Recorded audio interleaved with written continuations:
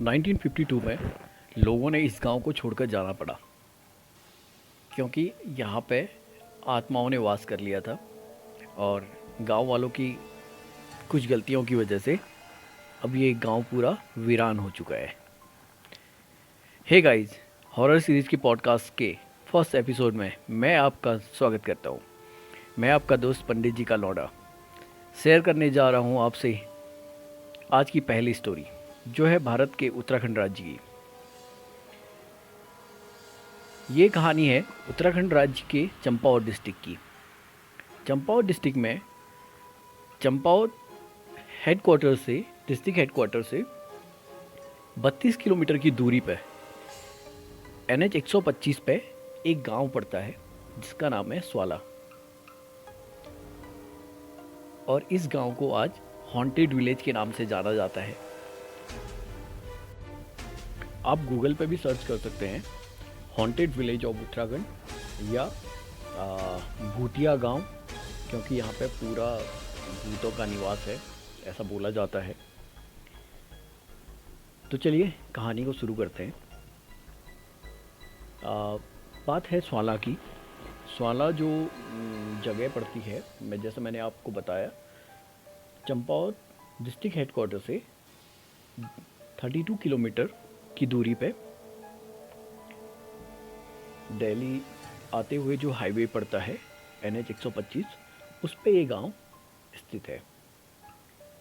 और यहाँ से देहरादून जो उत्तराखंड का कैपिटल है, उसकी जो अप्रॉक्स दूरी है वो 270 किलोमीटर्स है। एक्चुअली बात यह है कि उस समय यहाँ की जो रोड्स थी वो बहुत सकरी थी। पहाड़ों पे आपको पता है कि रोड बनाना वैसे ही बहुत टफ है।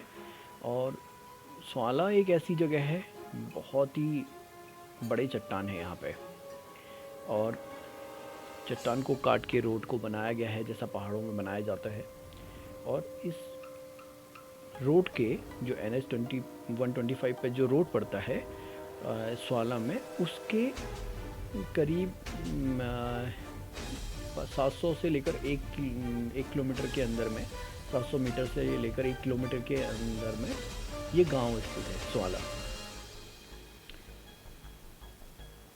और अभी आप अगर NH 125 पे अगर अब भी आपको ट्रेवल करने का मौका मिलेगा तो आप देख सकते हैं कि वहाँ पे रोड आज भी ख़राब है। बाकी एरिया पे रोड जो है काफ़ी अच्छा हो चुका है। तो उस समय रोड भी सकरा था। और कहानी कुछ इस तरीके से है।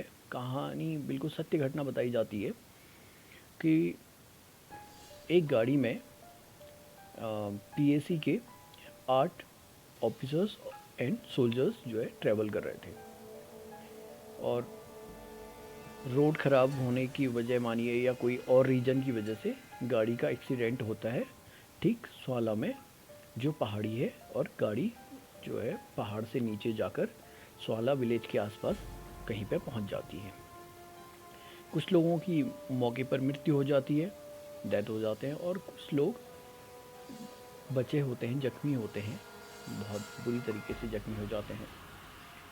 तो बताया जाता है कि जब लोगों को आवाज़ दी, वो जो जख्मी सैनिक थे और ऑफिसर्स थे, उन्होंने मदद की गुहार लगाई, तो आसपास के लोग आए, गांव के स्वाला के लोग आए।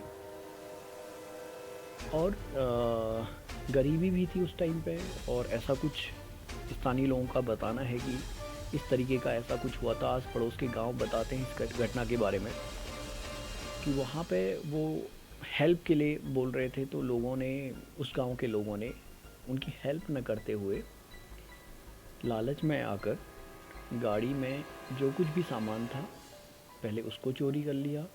फिर उसके बाद उनसे पैसा और जो भी ऐसे कीमती सामान उनके पास होगा, तो वो सारा सामान चोरी कर लिया। और उसका बुरा परिणाम ये रहा कि वो जो 8 ऑफिसर्स थे उन सब की डेथ हो जाती है। और बताया जाता है कि डेथ के बाद कुछ दिनों तक तो गांव का माहौल, जैसे अगर आप कहीं पे देखते हैं कि आस पड़ोस में ही कोई डेथ हो जाए तो माहौल थोड़ा सा गमगीन तो हो ही जाता है। तो ऐसा ही कुछ वहाँ का माहौल भी था कुछ दिनों तक। तो लोगों ने कुछ नोटिस भी नहीं किया इस तरीके से, और थोड़ा सा ऐसा माहौल था। और जैसा मेरा मानना है कि अगर कोई गांव में, आप समझ सकते हैं कि सभी लोग तो इस तरीके के या लालची नहीं हो सकते। हो सकता है कोई एक आधा लोग ऐसे बाहुबली रहे होंगे जिनकी गांव पे अच्छी पकड़ होगी और जिनकी डर की वजह से बाकी लोग भी आगे नहीं आ पाए होंगे, लेकिन जिसका खामियाजा पूरे गांव को भुगतना पड़ा था। समय बीतता गया, लोग जैसे ही सदमे से बाहर आने लगे, धीरे धीरे रात में वहाँ पर पैरानॉर्मल एक्टिविटीज़ होने लगी। कभी रात में बाहर परेड की आवाज़ें आने लगी, आर्मी जिस तरीके से परेड करती है उस तरीके की। कभी आर्मी की ड्रिल की आवाज़ें आती थी, और कभी लोगों को वहाँ पर लोगों के चिल्लाने की, मदद मांगने की आवाज़ें सुनाई देती थी। तो लोग उस बात को समझ नहीं पा रहे थे कि ये क्या हो रहा है। एक्चुअली उनके दिमाग में ये था कि हाँ, कुछ दिन पहले यहाँ पे एक ऐसी घटना घटी है जिसमें आर्मी के लोग या जवान शहीद हुए हैं। तो हो सकता है कि उनका एक वहम हमारे दिमाग में बैठ चुका है। लेकिन वो पैरानॉर्मल एक्टिविटीज़ थमने का नाम नहीं ले रही थी, और इसी तरीके से वो एक्टिविटीज़ बढ़ती जा रही थी। रात में रोज़ रात को कुछ न कुछ ऐसी एक्टिविटीज़ किसी न किसी को ज़रूर सुनाई देती थी गांव में। तो गांव में फिर कुछ लोगों ने जिज्ञासावश आप बाहर आकर देखना भी चाहा रात में। तो बताया जाता है कि स्थानीय जो बगल के गांव हैं पड़ोस के, वो बताते हैं कि उन लोगों की मृत्यु हो गई थी, और वो वजह भी पता नहीं चली कि किस कारण से उनकी मृत्यु हुई। ऐसे ही कुछ समय चलते रहा, और लोगों ने जो है परेशान होकर रास्ता निकालना चाहा। रास्ता निकालने के लिए, क्योंकि देवभूमि है, देवभूमि में हमारे यहाँ देवी देवताओं को बहुत माना जाता है, तो लोगों ने उसका रास्ता निकालने के लिए जहाँ रोड पर से गाड़ी का एक्सीडेंट हुआ था वहाँ पर एक मंदिर बनाने की सलाह लोगों ने उनको दी। और आज भी अगर आप कभी आपका जाना हो तो उस मंदिर पे एक स्मृति पटल लगा हुआ है जिस पर उन 8 जवानों के नाम लिखे हुए हैं जो वहाँ पर शहीद हो गए। और ये भी बताया जाता है कि जब तक वो मंदिर नहीं बना था तब तक वहाँ से और भी गाड़ियों का एक्सीडेंट हो चुका था।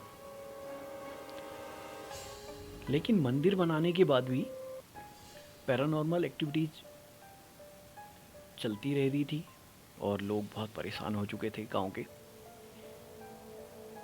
और लास्ट में सभी लोगों को परेशान होकर पूरे गांव को छोड़कर जाना पड़ा, और आज वो गांव बिल्कुल वीरान पड़ गया है। उस गांव में आपको सिर्फ टूटे घर, जंगली जानवर, यही सब देखने को मिलेंगे। तो ये कहानी थी भारत के हॉन्टेड विलेज की, और आज का पॉडकास्ट यहीं पर एंड करते हैं। अगले एपिसोड में फिर एक और रहस्यमय स्टोरी के साथ जल्द मिलते हैं। Till then, be happy and keep watching podcast with Pandit ji का लौड़ा। Thank you.